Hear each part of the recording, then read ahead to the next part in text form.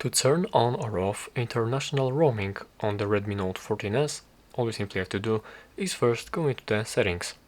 From there, you'll have to go for the mobile networks, and then you have this data roaming right here.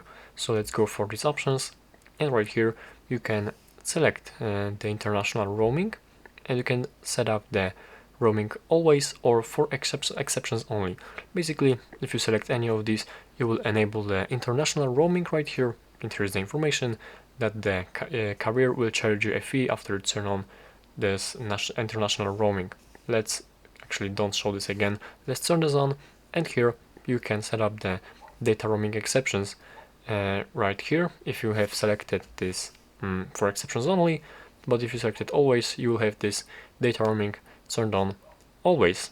And yeah, that's basically how you can turn on the international roaming, and to turn it off you will simply have to select never, and just like this, that's how to disable or enable the international roaming.